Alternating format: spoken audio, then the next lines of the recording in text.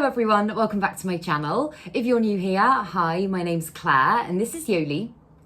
I make videos all about houseplant care, sharing tips and tricks I've learned over the years to help keep your plants happy and healthy. And in today's video, I'm going to take you through everything you need to know about the Monstera Dubia and everything that I do to mine to keep it happy and growing healthily.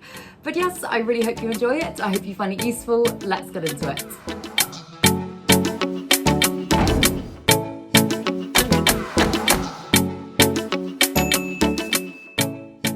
So with most of my care videos, I usually have the plant a bit closer to the camera so you can kind of see it a bit better, but I have recently extended my Monstera Dubia's plank and it's literally hitting the ceiling if I try and put her on the table. So she has a chair of her own today. The Monstera Dubia is such a beautiful, really unusual plant. I got mine, I think about 3-4 months ago and she was about that big. And as you can see in the time I've had her, she's given me some really beautiful, really quite mature growth. Like, the size of her leaves now is amazing. She just blows my mind and I think she's absolutely gorgeous.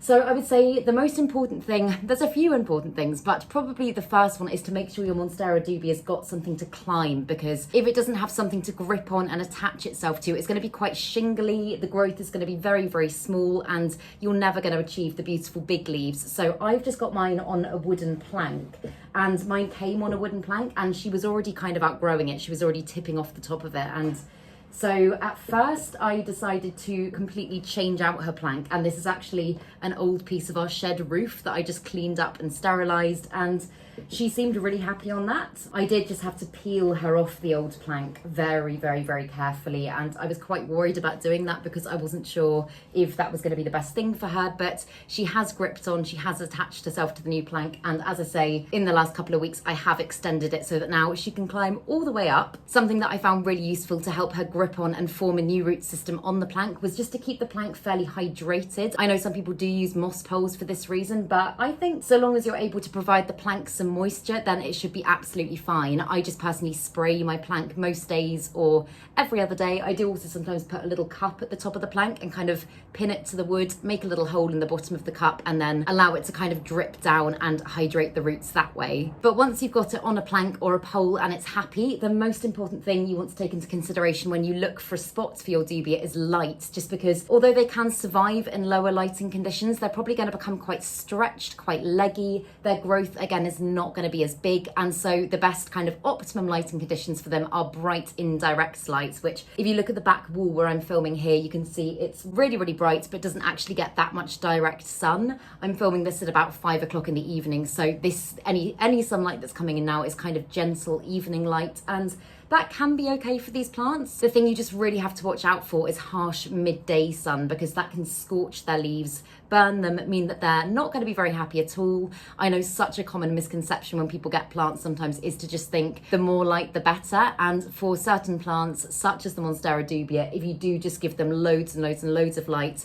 they're not going to be able to take it in and it is just going to damage them. So yes, bright indirect light is best. In order to make sure that they're able to absorb all of the light that you're giving them, it's so important to make sure you're keeping their leaves clean, and because they're not kind of smooth and shiny in their texture, they're almost kind of velvety. On the whole, they don't really like their leaves to get wet, so what I'll do is I'll just take like a makeup brush or something like that and just give them a dust every now and again, make sure that there's no buildup of dust or dirt, because as I say, that essentially acts as a filter and means that any light that is hitting the leaves isn't able to be properly absorbed and your plants can't successfully photosynthesize. Also, having dirty or dusty leaves makes your plant much more susceptible to pests, and although touch all the wood, I haven't had pests with this plant yet, I know that velvet leafed plants can be very susceptible to this, so it is a very good idea to make sure you're keeping the leaves clean and also to make sure you're doing regular pest checks of your plants. As with lots of plants, if the light source isn't directly in front of your Monstera Dubia, then you'll probably notice it start to kind of chase the light in other directions. Even mine's tried to grow off her plank quite a few times and kind of go in weird directions, and although yeah, you could just let your plant do that if you wanted it to, I would quite like to keep mine going central up the plank. So what I do nowadays, I just take these little kind of like drawing board pins and I just kind of guide the vines of the plants. I obviously don't push them into the vines themselves or anything like that, but I just kind of guide the vine in the direction I want it and just kind of pin the wood next to it in place so that it stays nice and central, and that seems to be working really well. And when it comes to watering, as with lots of types of Monstera, they are quite susceptible to root rot, so the main thing you need to watch out for is not to overwater your plant. And when I say overwatering, I don't mean giving it too much at one time, I just mean only watering it when it actually needs to be watered and making sure that its roots aren't sat in water that it can't absorb. So with this one, I let the top few inches of soil completely dry out. I'll just kind of stick my finger down into the soil and feel how dry they are. When I can feel that they're pretty dry, then I'll go ahead and water her again. And when I do water her, I thoroughly soak her through, allow her time to drain, make sure there's no excess water left at the bottom of the pot. This is particularly important if you're using a ceramic pot or something like that that doesn't have drainage. And then once she's properly drained, then you can go ahead and put her back into her pretty pot or anything like that.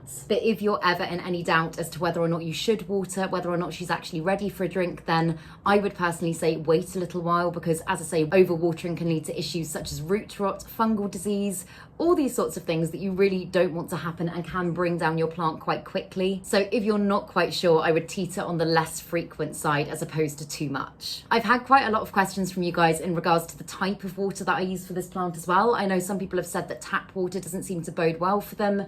I personally do just use tap water. I think if you're right in the middle of London or New York or somewhere like that where the water's a lot harder, then maybe you'd be better off switching to rainwater or distilled water or something like that. But on the whole, again, touch wood, I've been absolutely fine with tap water. The one thing that is really important to say though is that if you do have a water softener in your house, don't use this water to water your plants, just because the sodium levels are really, really high. It's really bad for your plants, and chances are you will start to notice issues quite quickly. Also, if you do live in an area where the water is particularly hard or particularly chemically, one thing you can do is just leave your watering can out for 24 hours before you water, and that will just allow chemicals such as chlorine and stuff like that to evaporate, and it'll be a lot cleaner to use on your plants. Here in the UK, we're just coming towards the end of growing season, which tends to be the spring and summer months when your plants are very actively growing, and mine definitely has been. I feel like she's been giving me a new leaf pretty much every week. That might be a slight exaggeration, but she's been giving me a lot of new growth.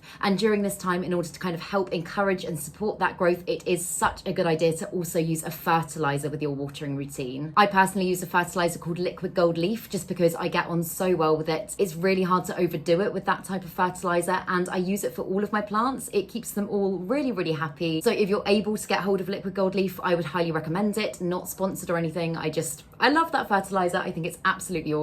And I always used to say only fertilize during the growing season, but I've kind of changed my tune a bit on that because I did a little fertilizing experiment a while ago, and I took two identical plants and fertilized one of them and not the other during the winter months, even though they were both still actively growing, and the one that was fertilized did so much better. So nowadays, I would say if your plant is actively growing, if it's giving you new growth, then continue to fertilize it, but maybe just reduce your dose of fertilizer ever so slightly during the winter months.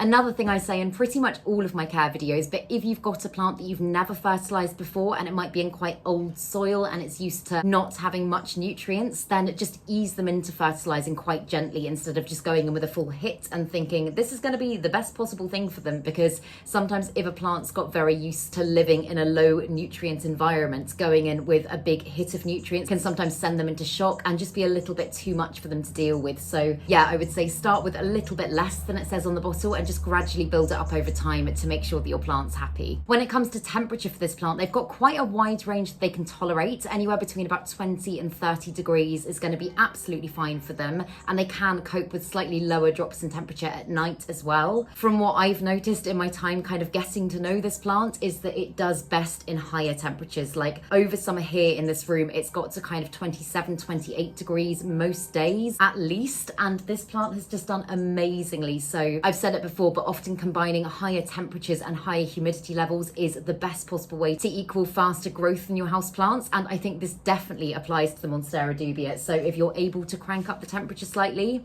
I would absolutely do it. And then in regards to humidity, I personally try and keep the humidity at least 65-70% for all of my plants in this room, just because I've got some incredibly tropical ones that would not cope if it was to drop any lower. And with the Monstera Dubia, it absolutely loves humidity. From what I've researched, it can cope in slightly lower humidity levels, anything above about 50%. But as I say, in order to just keep your plant looking really lovely, healthy, conditioned, no browning tips or anything like that, it's a really good idea to keep the humidity levels high. It's a plant that is never going to complain if you do crank them right up. So the higher humidity, the better for this one. In regards to temperature and humidity, you do just have to be aware that during certain times of year, most commonly the winter months, when you put things like the central heating on, this can also apply when you put the aircon on as well. Just be aware that artificial heating and cooling sources can really alter the humidity in the air. So it's a really good idea to just get a little humidity gauge so that you can kind of adjust that accordingly to make sure your plants stay happy. I personally use humidifiers on the whole to make sure that all of my plants stay happy, but if you can't afford to run a humidifier or invest in one, or you just don't want to have a humidifier in your house,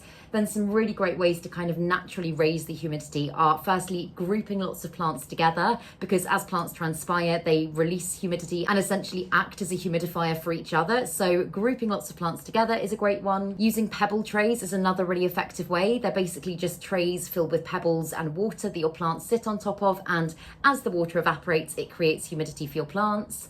Leaving your clothes out to air dry is another good one. Leaving pots of boiling water around.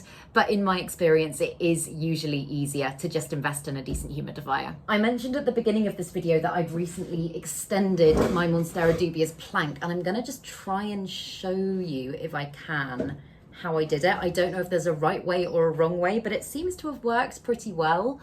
So I just got another piece of wood, another shed panel in my case, and I literally just hit some nails into the back of it there. And although I'm pretty sure that is secure, I've also just tied a bit of string around it to kind of make sure it stays upright, it doesn't fall, because obviously once your plant's attached to it, you really don't want anything disrupting those roots. But yeah, I feel like that's kind of the gist with this plant. That's how I'm keeping mine happy, and everything seems to be working well. But if anybody's got any questions or queries or anything like that, drop me a comment down below and I'll do my best to help. But yeah, I really hope you enjoyed this video. I really hope you found it useful. If you did, please make sure to give it a thumbs up, subscribe to my channel, have a lovely day, and I will see you in the next video.